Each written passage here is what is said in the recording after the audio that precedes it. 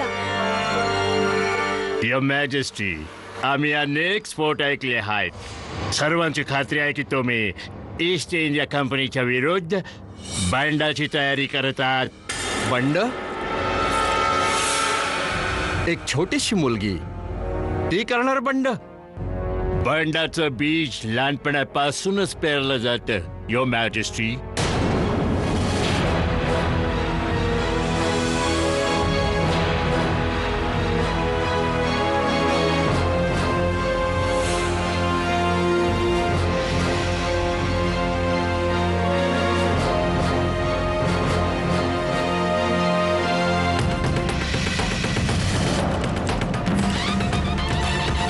चल पवन.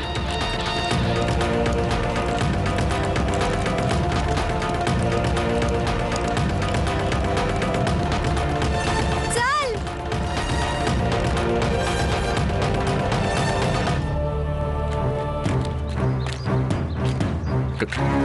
कलेक्टर साहेब, या अवखळ मुलीच्या वतीने आम्ही क्षमा. आजोबा नाही, मी या गोऱ्यांची क्षमा नाही मागणार. या तीराने विस्फोट केला होता म्हणून, कारण की याच्यात दारू आहे. एक लहानशी मुलगी ती करणार बंड? बंडाचं बीज लहानपणापासूनच पेरलं जातं युअर मॅजेस्टी.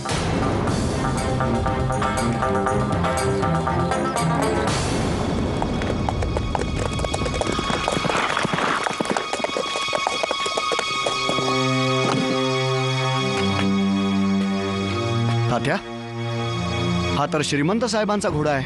नानासाहेब आणि मनू कुठे आहेत? काका, सगळी हनुमान टेकडी पिंजून काढली, पण श्रीमंत सरकार आणि मनूचा कुठेही पत्ता नाही लागला. काय करू ह्या मुलीचं?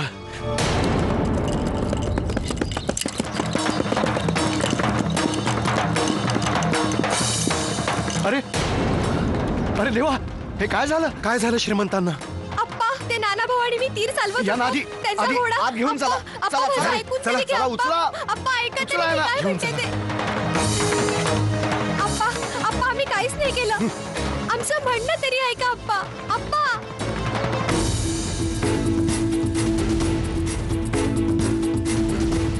नाना नाना नाना. नाना नाना. अरे देवा, माझ्या नानाला काय झालंय? कोणीतरी राजवैद्यांना बोलवा. नाना. आणि श्रीमंत सरकारांना सूचित करा. तात्या, तुम्ही स्वतः असताना अशी गत कशी झाली आमच्या नानाची? वहिनी साहेब, अजून काय घडलं ते कळलेलं नाहीये. म्हणून श्रीमंतांना सांभाळून घेऊ. अहो, ती सांभाळून काय आणणार? तिच्याच मुळे तर माझ्या नानाची ही दशा झालीये.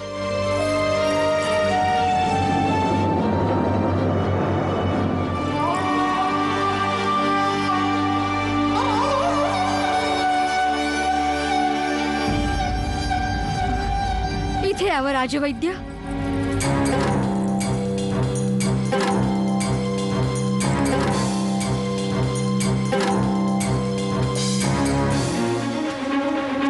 थांब, तू आत नाही जाऊ शकत. अगं पण का? आजी साहेबांचा आदेश आहे. त्या बघ, आजी साहेब तुलाच बोलवत आहेत. अरे थांब.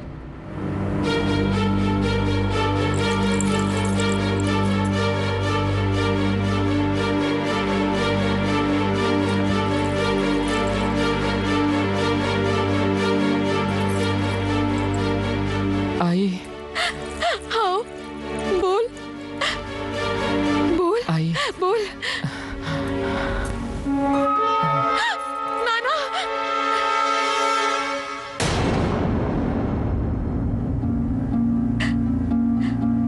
वैद्यराज, माझा नाना, माझा नाना ठीक तर होईल ना? राणी साहेब, बाहेरच्या जखमांची काही काळजी नाहीये. आपण थोडा संयम ठेवावा. ईश्वर सर्व नीट करेल. मी औषध तयार करतो. अरे देवा, माझा नाना. जाऊबाई, शांत व्हा. ग्रहदशा ठीक नाहीये. मंगळाची महादशा चालू आहे आणि शनी पण वक्री आहे. मकर संक्रांतीपर्यंत सगळं नक्की ठीक होऊन जाईल. पण तोपर्यंत नानाला मनूच्या सावलीपासूनही दूर ठेवा.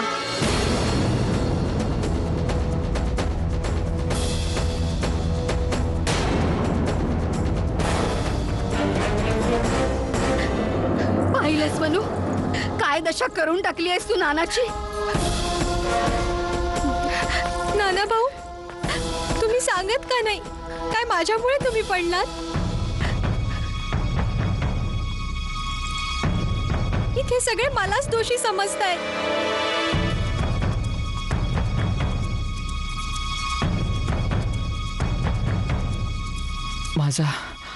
माझा घोडा. बस बस, आणखी काही सांगायची आवश्यकता नाहीये. तू आता आराम कर.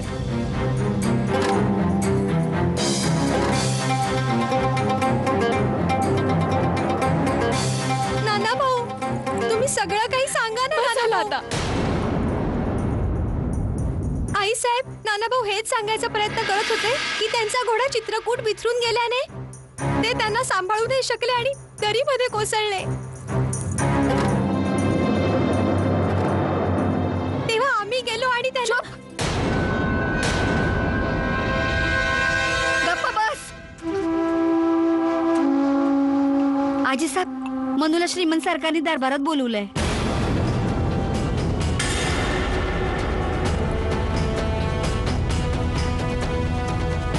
जा, भोग आपल्या कर्माची फळं.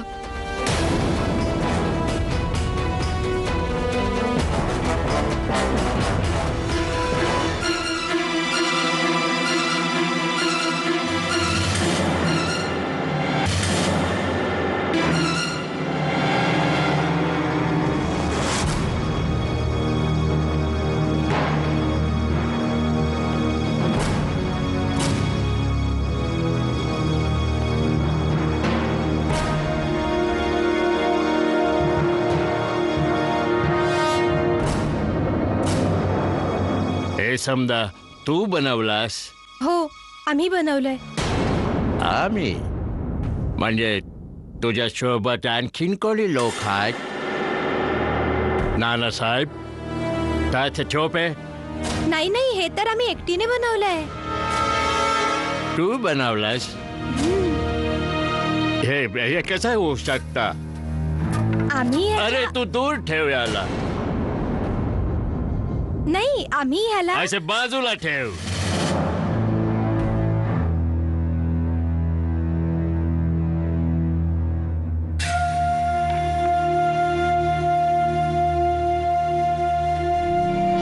Amazing. हे कसं बनवला या छोट्याशा पोरीने? सर, विश्वास नाही बसतोय की या मुलीने असं फॅटल वेपन बनवलंय. विचार कर, जर सगळ्या मुली हिच्यासारख्या झाल्या तर या कंट्रीतून आम्हा ब्रिटिशांना पळायचा रस्ता पण नाही मिळणार. मेन्सन साहेब, मी तुम्हाला आश्वासन देतो, पुन्हा हे असं होणार नाही. झालं तर कमिशनर साहेब, आता तर तुमची खात्री पटली ना की हे सगळं या मुलांचा ही डेडली वेपन्स मुलांचा खेळ आहे.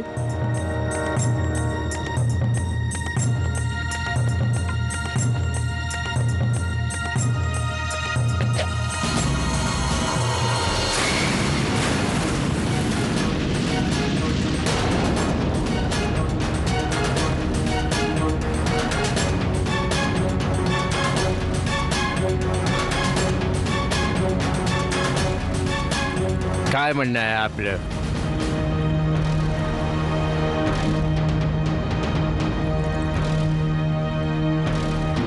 कमिशनर साहेब, आम्ही आपली पुष्कळ काळजी घेतो. युअर मॅजेस्टी, आम्ही पण आपल्याला नेहमीच सपोर्ट केलाय. But this is a very serious matter. जर आपण ठरवलं तर सगळं काही ठीक होऊ शकेल.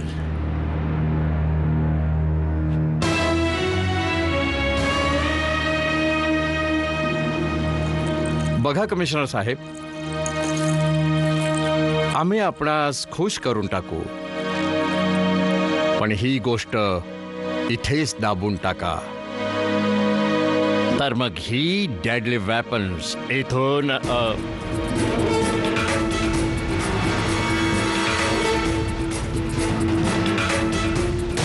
कुठेही जाणार नाही. अनाडा धमाका. ओ माय गॉड, ही बघा, ही मी जप्त केली आहे.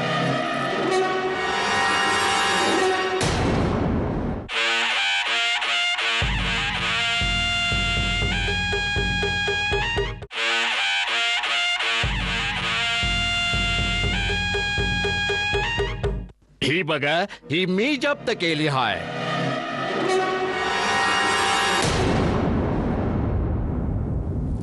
ती तर आम्ही स्वतः तुमच्या समोर ठेवली आहे,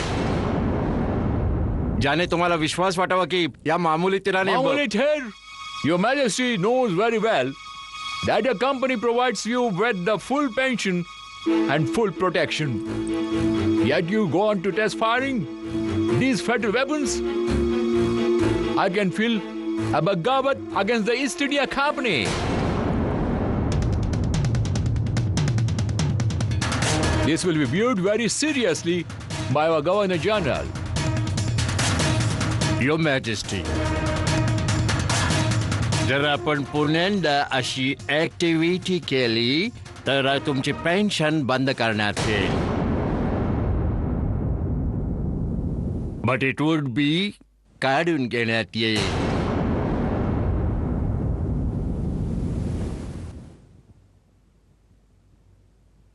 या उपर पण नाही मानलात तर तुम्हाला सामान्य माणसासारखा आमच्या कोर्टात हजर राहावं लागेल.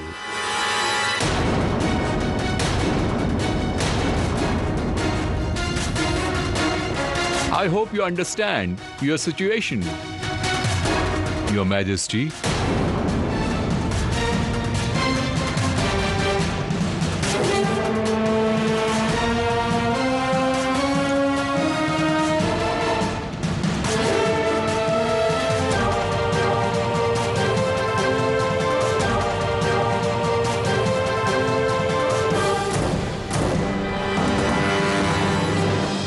आजोबा,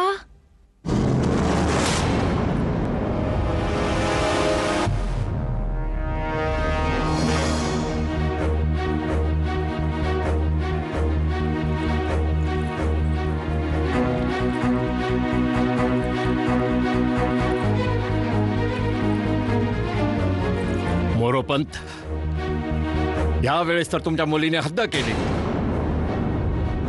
या वयाच्या मुली तर बाहुला बाहुलीशी खेळतात. जरा समजवा तिला.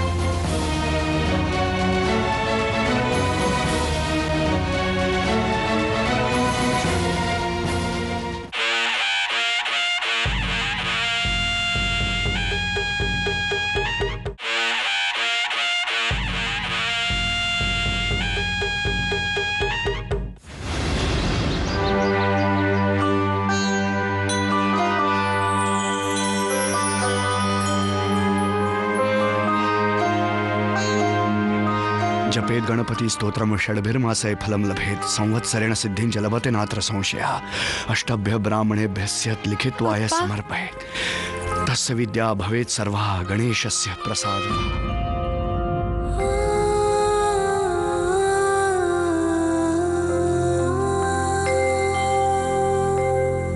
हे गणपती बाप्पा, मला क्षमा कर. काल आजोबा पण माझ्या आप्पांवर बरेच नाराज झाले होते. सर्व माझ्यामुळे होत आहे ना? पण का? मी तर सर्वांचं भलंच करते, तरी पण इतकं वाईट घडतंय. सुख करता दुःख हरता तर तुम्ही आहात आणि माझा स्वभाव तर जाणताच ना. जर माझी काही चूक झाली असेल तर दंड मला द्या, माझ्या आप्पांना का देत आहात? पाहिलत ना किती उदास होऊन निघून गेले. हे पहा, जर आमच्या आप्पांच्या मनाला जरा देखील दुःख झालं ना तर आम्ही गणेश चतुर्थीचं व्रत तर अवश्य करू, पण भोजन करू आम्ही. हा, ऐकलत ना? आता आम्ही निघतो.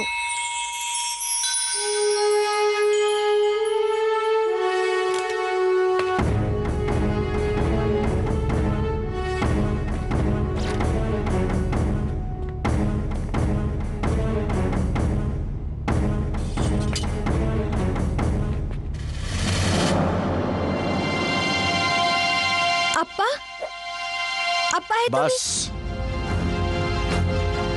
आजपासून हे सगळं बंद. पण का? इतका अनर्थ झाल्यावरही विचारतेस का? तुम्हीच हे बोलताय आप्पा? जेव्हा मी लहान होते तेव्हा दसऱ्याला कुणी मला हे आणून दिलं होतं? हो, कारण तेव्हा मला हे ठाऊक नव्हतं की ह्या सगळ्या गोष्टींना तू तुझ्या जीवनाचं ध्येय बनवशील. तुझ्या एका तीराने बेटा, एका तीराने अख्ख्या पिठूरला हलवून टाकलं.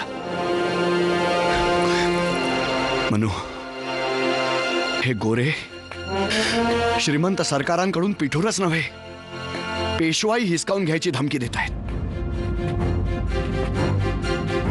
एक काळ होता जेव्हा या मराठा पेशव्याचं नाव ऐकताच मोठमोठे राजे सरदार कापत असत, आणि आज तोच पेशवा बाजीराव त्याच्याच महालामध्ये या गोऱ्यांच्या धमक्या ऐकायला विवश झालाय. केवळ तुझ्यामुळे बेटा. माझ्यामुळे? आप्पा, तुमच्या तोंडून जेवढी अंगाई गीतं नाही ऐकली मी, तेवढ्या वीरकथा ऐकल्यात. अहिल्याबाई, ताराबाई, चांदबिबी. हो हो, मी वीरकथा ऐकवल्या होत्या तुला. पण बेटा, ह्याचा तर विचार कर. आपणच काय 10,000 कुटुंब श्रीमंत सरकारांच्या दयेवर अवलंबून आहेत. आपल्याला तर झोपडीतून महालापर्यंत आणलं त्यांनी, आणि आता आपण त्यांचं दुःख वाटून घेण्याऐवजी वाढवायचं कारण ठरायचं. तू तर नानासाहेबांना पण. नाना भाऊ? आप्पा, नाना भाऊ तर अभिमन्यूच्या प्रमाणे चक्रव्यूहाची 7ही द्वारं तोडण्याच्या गप्पा मारतात, पण स्वतःच रक्त पाहून बेशुद्ध झाले. कोणी हे पण नाही विचारलं की मी कसं त्यांना आपल्या घोड्यावर घालून घेऊन आले ते. बस दोष देत राहिले. मनूने केलं, मनूने केलं. काय? जेव्हा नाना पडले तेव्हा तिथे कुणीच नव्हतं? हो आप्पा, तिथे कोणीच नव्हतं, मी एकटीच होते. तुला भीती नाही वाटली? भीती वाटायची संधीच नाही मिळाली आप्पा.